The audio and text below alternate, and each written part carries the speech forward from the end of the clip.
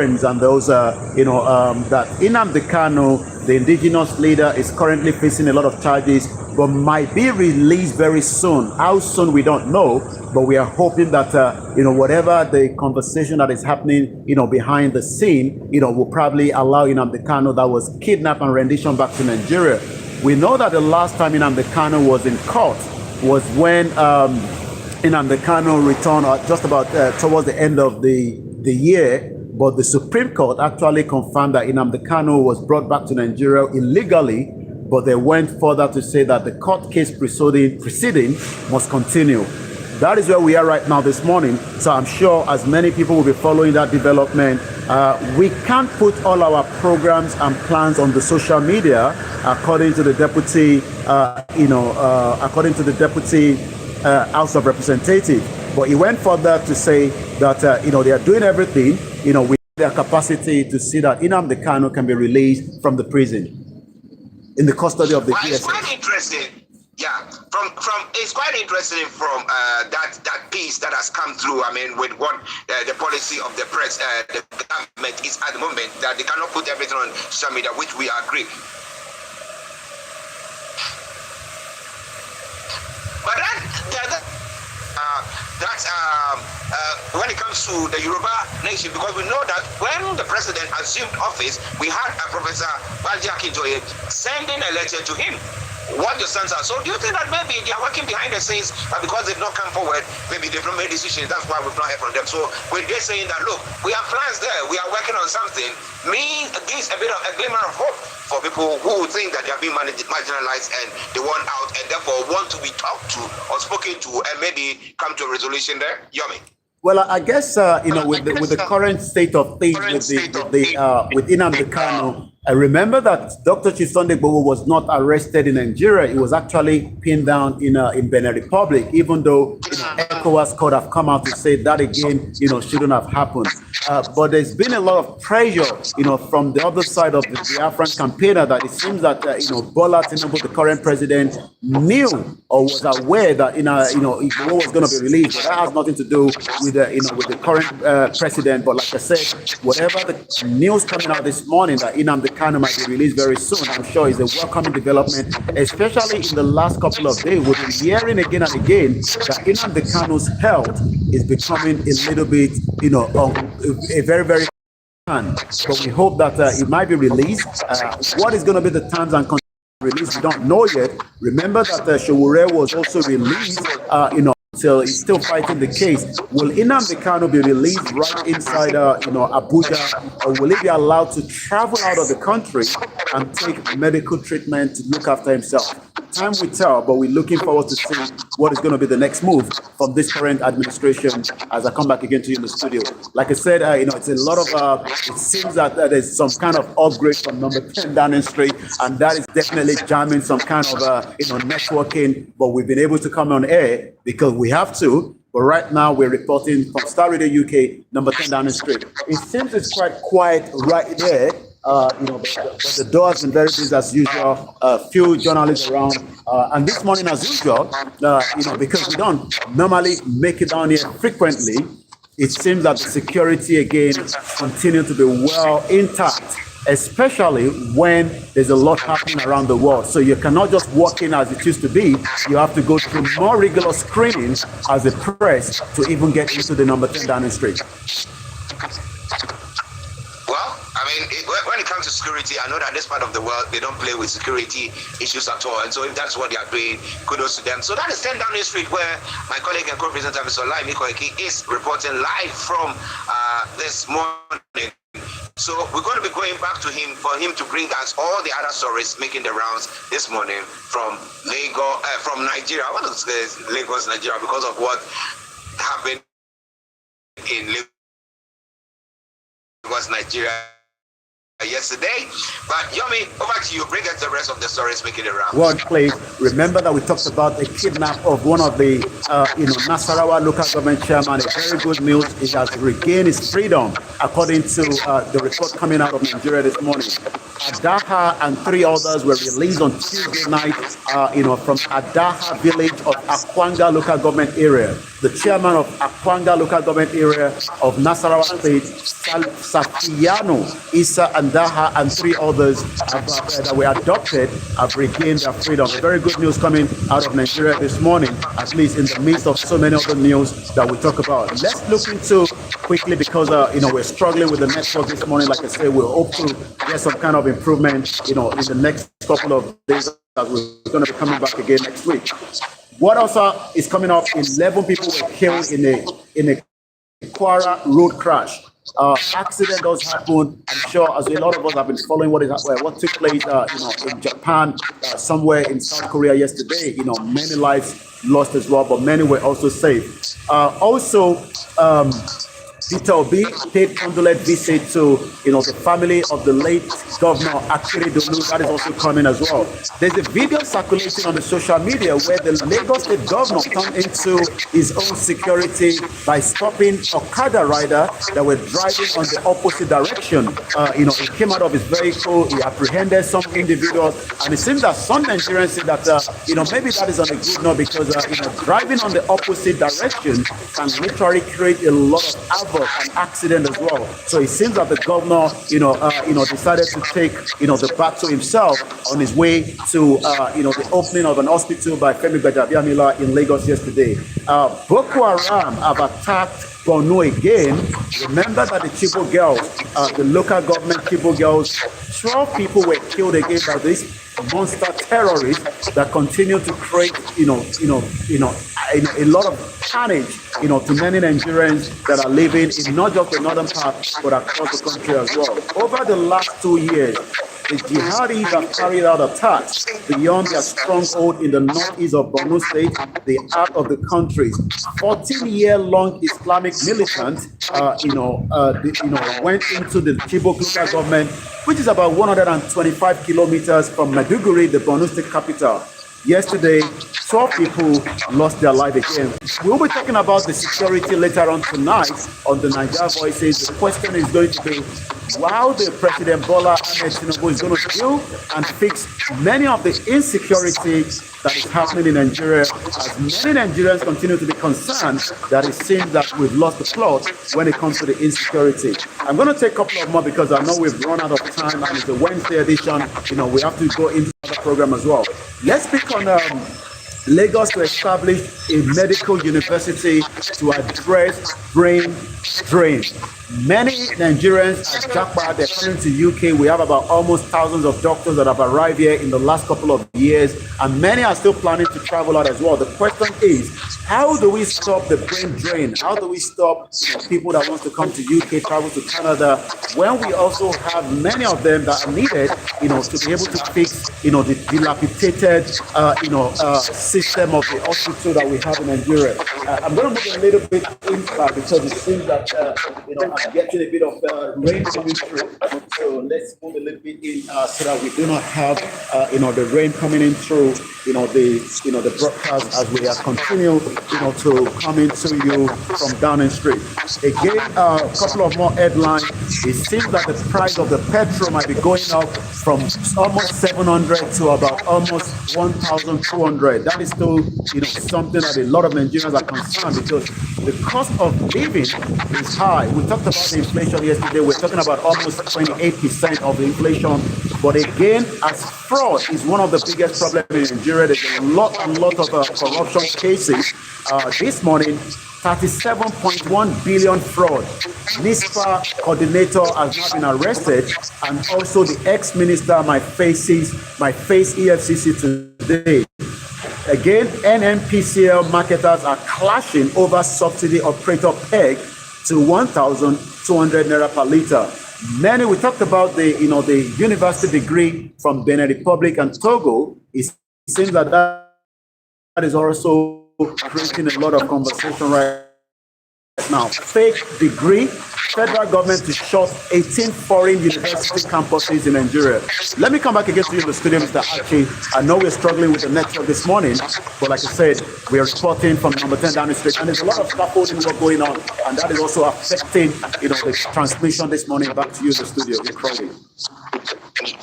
Yes, listeners, we apologize for the breaking transmission and the sound as well. It's because of some construction work going on in Tendam. And it seems that there's a lot of, it's currently raining, but it seems that I can hear it seems that there's a jet wash going inside behind this building. I can hear the sound coming out right inside. I've not seen the Prime Minister himself. I don't know whether the Prime Minister is inside, but I can tell you it's quite busy in there. He's been in and out of the black door, which is the most important iconic door that has been observed and watched from around the world, especially the last time we saw Joe Biden arriving here just before the end of last year. Starting you shall come back again to you in the studio.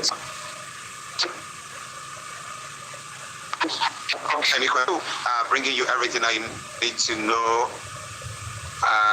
from what is happening. But let's come to one important thing pertaining to the president, the federal government not accrediting the universities from Togo and Benin, because we are looking at last year, the latter part of what they call him, Buhari's regime, where the universities were on strike. ASU was on strike for almost 8 months. Almost eight months. Okay, so I mean, which has actually thrown the education plan of most people in jeopardy. However, this is a situation where some of them might decide, okay, let's go to let's educate ourselves there, because at least we are getting the requisite education. But is it not making a move because they think that the universities in trees are quack, or they think that because they are it doesn't align with Nigeria's policy. What is the reason behind it? I believe the investigation it's focusing on some of those universities, but I've not heard anything from Benin Republic or Togo, coming out, but I believe that the federal government, is working with them behind the scene. We know that there's a lot of corruption cases that happen in different parts of the globe, especially also in Africa. But the question is, how did we get to where most of these universities have now been attended by many Nigerians and probably other African countries? Let me take you through it a little bit. Fake degrees. Federal government is also going to shut down 18 foreign universities' campuses. The federal government has now banned 18 foreign universities that are operating in Nigeria, describing them as a degree mills in Nigeria, warning Nigerians to avoid enrolling in such institutions. The directive affects 5 universities from the United States, 6 from the United Kingdom, 3 from the Ghanaian tertiary institution. Also, the Federal Minister of Education on Tuesday yesterday announced the temporary suspension of the evaluation, accreditation of the degree certificate from Benin Republic and Togo, announcing that the ban in the statement that was published at the National University Commission explained that the federal government had not licensed affected university and they have to close down. So you can see that it's a big menace, it's a big problem when we talk about corruption cases. Corruption is almost in every part of the country, and it is also affecting the universities as we speak again this morning.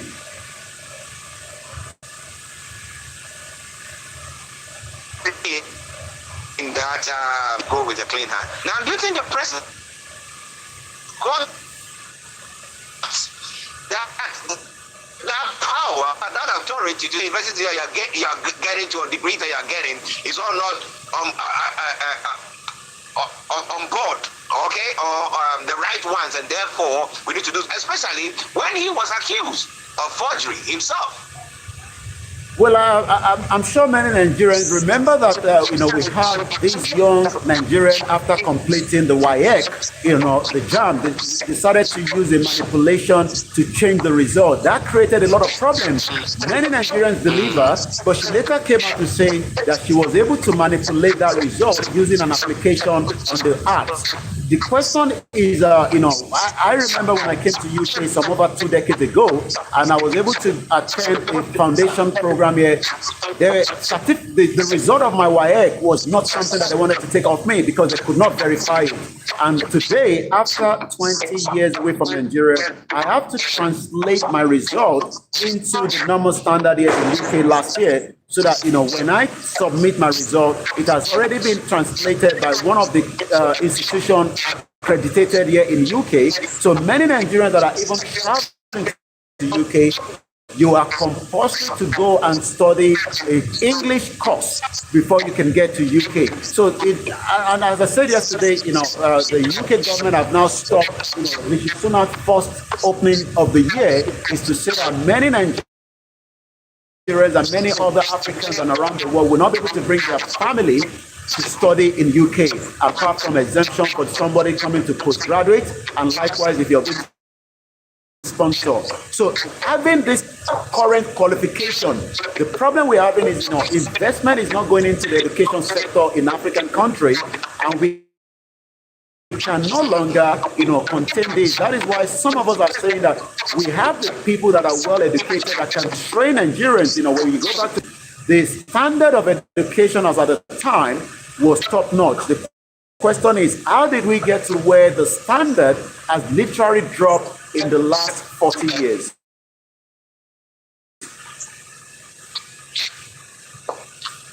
One final question. Do you think Nigeria universities itself, Nigeria, have they got enough universities? But looking at the population, do you think they have enough universities to go by every at least? Yeah, have they? Well, I don't think we have enough, and that is why, many private institutions are propping up because the government are not funding the ones that are there because, the government doesn't have the fund anymore. I mean, I remember, my secondary school is a public school. Most of what has been done in those schools and many other schools like that are funded by those that have completed as an ex-student. So we continue to make sure that we look after the school, and this is meant to be the work of the government. But like I said, the government have not invested so much in education. And like you said, when Buhari was there, 8 months shutdown of the institutions allow many Nigerians to travel to many other countries to continue their education. Many Nigerians will not be able to travel to UK and Canada because we're talking about thousands and thousands of pounds sterling. Before you can complete a degree at Wales University, you're looking at almost £43,000 minus school feeding, minus accommodation. And like I said, even those that are not coming to study, those that are coming as a care worker, they are going to be paying a lot of money. We talked about it yesterday. The question is, what can Africa do to make sure that we cannot bring the drains out of Africa? We can keep them there, but we must have the standard welfare, the standard education. But most importantly, if we do not have the proper security, we will have problems. And that is what I'm going to be discussing tonight on Niger Voices. Insecurity 2024. Is it all about the resources? Or is it an agenda to wipe people away from their community? This is something that we are concerned about, and we'll be looking into that later on Niger Voices on Star Radio UK. Okay, Yemi, let's say thank you very much. Maybe you just give us one reaction from the IPOP group pertaining to the statement that was made. Do you have any reaction from their quarters? Well, I did monitor that before joining you. Nothing of such at the moment, but I'm sure by evening time, we'll be having a reaction from those that are Biafra and the government in exile of the Biafra as well. And I'll be reporting on that later on the Niger Voices at 1800 hours. Okay, Yami, let me say thank you very much for that wonderful update from Nigeria this morning from 10 Downing Street, Mr. OLAYOMI KOIKI. Thank you so much. Bye for now. Bye-bye. Well, listen, that has been Mr. OLAYOMI KOIKI after that struggle that we were. Well, sorry, we were having a very, very, it seems that extra secure. Oh, no sound. Okay, why is there no sound? Valo Joe says there's no sound. Why is there no sound? Okay, there's no sound here. I'm coming, I'm going to check that. There's a lot of frictions right here. There's a lot of happenings behind. But there's a lot of noise coming out there. And it seems the weather is raining as well. So bear with us. Ma check it. Listen again, Valo Joe. Bear with me. Let me first move things back because let me end that and bring back the video again. Can you still hear me? I'm not sure if you can still hear me. If you're not hearing me, let me know. That is for those of you on the Instagram on OLAYOMI KOIKI. A very good morning and welcome once again. It's just coming up to almost 12. The weather again in UK is raining. We are live at number 10 Downing Street. where we are reporting again this morning. My name is OLAYOMI KOIKI. Koikimedia Lori YouTube. I want to Lori Instagram. If you cannot hear me, please, I need the backup team to quickly check on that so that we can confirm whether there's a sound coming out of the Instagram. So that if not, I'm going to stop it and then come back in again. Let me check myself. I say good morning as we continue our campaign and our quest, as we continue to ask questions. Many Nigerians might not know that this is where the whole amalgamation started, UK, the colonial rules, and it's been going on for the last 110 years. What do we do? How do we stop it? This is part of what we're going to be discussing for the next couple of hours. Like I said, I cannot even move out of here because it's raining at the moment. I could see the London Eye just about a few meters away from me. I'll be showing you that later on. If I bring the camera like this, you will probably be able to see the London Eye. That is right there. It's just it's raining, so it's rain, go away. So Moki Mugwale can see. I say good morning, and like I said, let me see if I can hear myself right now. Okay, now the sound is back. You can hear me now. I'm sure the sound is back. So I just had myself. Let me move my laptop first.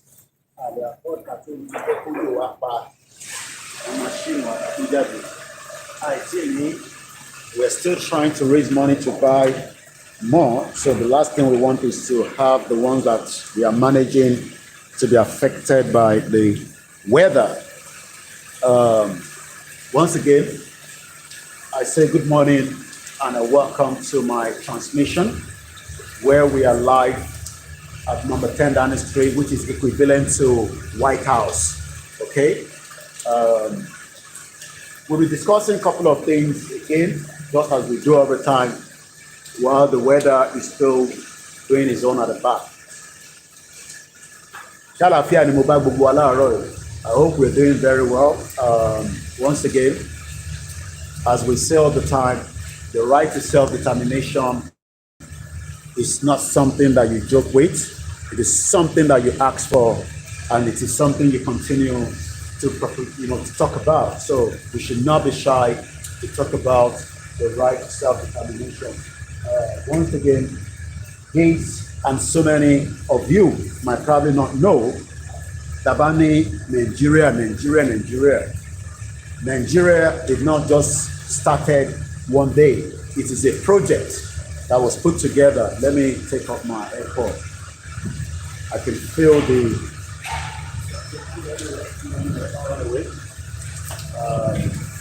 Nigeria started because during the colonial era, or the colonial rules, they wanted Nigeria for their own reasons. Many of you today that still want us to keep Nigeria probably don't have a clue that the country called Nigeria is something that was merged by those that do not understand themselves, doesn't speak the same language, doesn't respect themselves, because every time there's this problem that we are still facing on a daily basis. And I'm going to be explaining that again this morning in my transmission. I just want to get my beautiful Smalley to speaker out so that we can be able to tell you that the insecurity in Nigeria is not going to kill many Nigerians. Many people in Plateau State, we're talking about over 300 people were massacred, killed in Plateau State. The international community have kept quiet. They're not saying much about it. The United Nations is not saying anything about the genocide happening with the Biafra. The Yorubas have been massacred by the same marauders as well. So this morning, we're going to remind you, just as we've been saying continuously, that the only solution right now, just as the Scottish people wants to be free from the bondage that they are in, we must also say the same thing. We don't want to be part of Nigeria. But what do we do? How do we do that? Is it just something that we are going to start and then say we've not completed? No, it has to be completed. It will take a lot of work. Let me play this again just to remind us, like I said yesterday, Oloye, Dr. Sunday Omo Adeyemo Igboho, and also Professor Adebanji Akintoye for waking the minds of many of us that the Nigeria that we know in 1960 is not the Nigeria that we know today. It has become a big problem. Many of you have seen a video that is now circulating. I will try to play that video as well. I'm sure some of you have heard about that video, you've seen it. But let's start with this. This is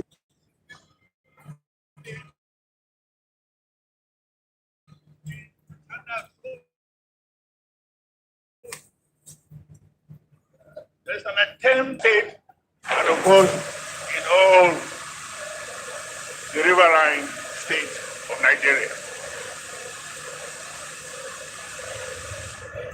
We must resist.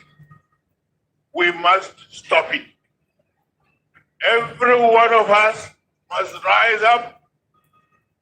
The armed forces are not neutral. You hear that?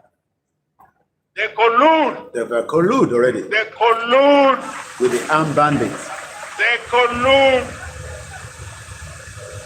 with the armed bandits. Okay. They kill people. And they're still killing Nigerians. They facilitate their movement. Okay. They cover them. Okay.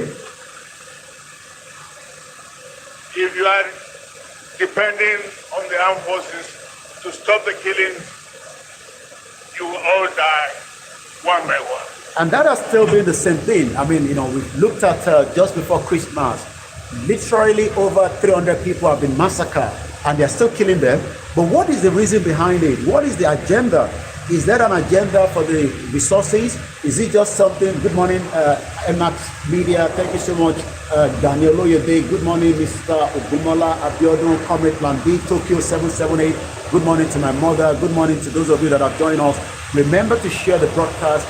Bring as many people in so that they can understand the reason why we are asking for the Yoruba nation, so that we can leave Nigeria, so that we can be safe, we can be free, we can have human rights, we can have our own freedom, we can have our own sovereignty. But when we talk about Nigeria, we just have to remember that it was the British that colonized Nigeria. There was a lot of slave trade that took place for over 500 years. Many Africans were shipped out, they were moved out of Africa, for slave trade. And today, if you think that, the UK government is just going to allow Nigeria to fall apart and break, it's not going to happen straight away. They're not going to allow it. We must continue to tell them the reasons why we don't want to be part of what was created. The British created Nigeria in 1914 by joining the Yoruba people, the Igbo people, the Hausa people together into this contraction they call Nigeria. And after 110 years, Nigeria is only 110 years as at January 4th, which is just less than 48 hours ago. What has been the changes? Nothing more than killings, maiming, nothing more than a lot of problems. I'll be talking about the 2014 confab. Let's allow the helicopter, that is flying overhead to go through. But let me also remind you what is happening presently in Plateau State. We played the video yesterday. I'm going to play the video again this morning, and let us listen to this video.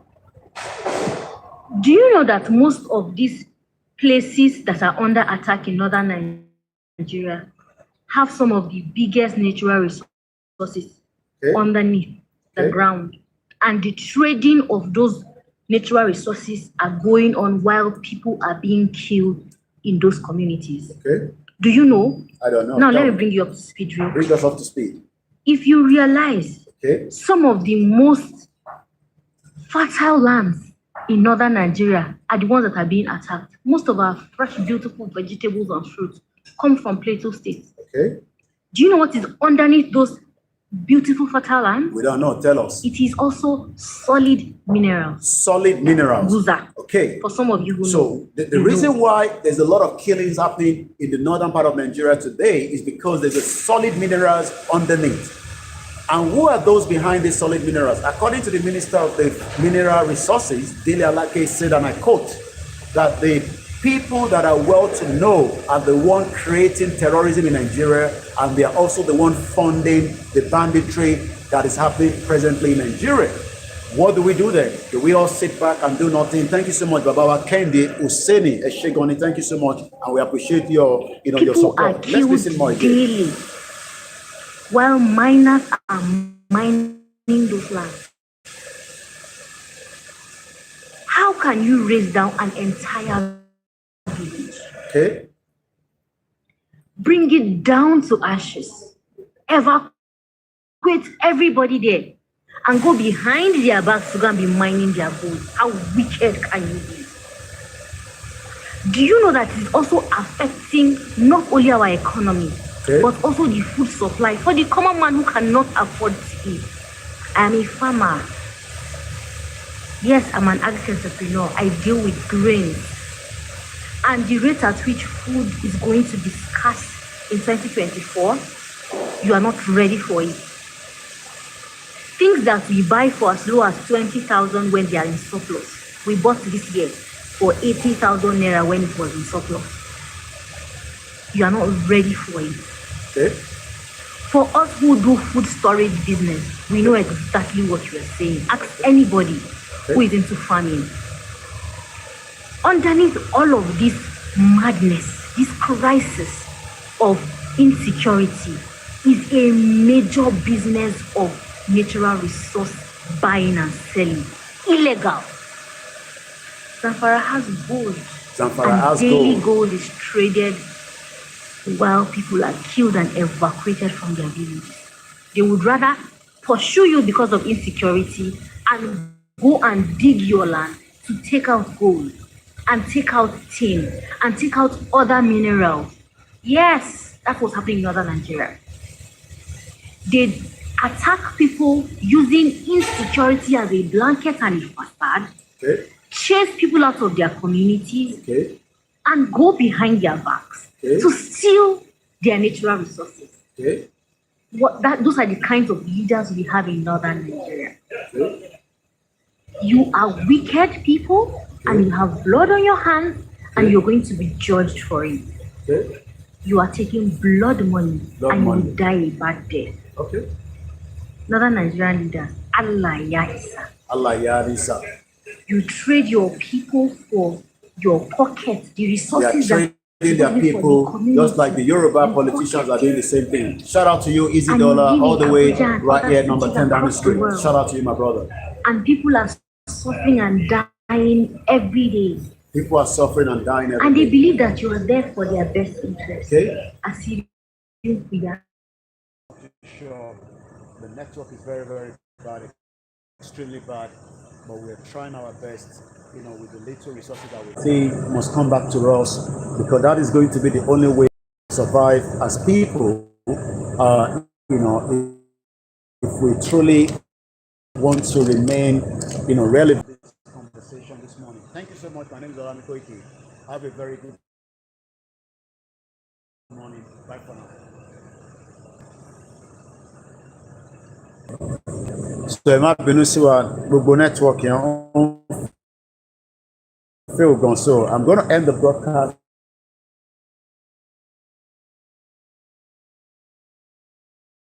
out and coming back again later, but for now, let me say a very good morning and thank you so much for joining us. OLAYOMI KOIKI, Koikimedia reporting from number 10.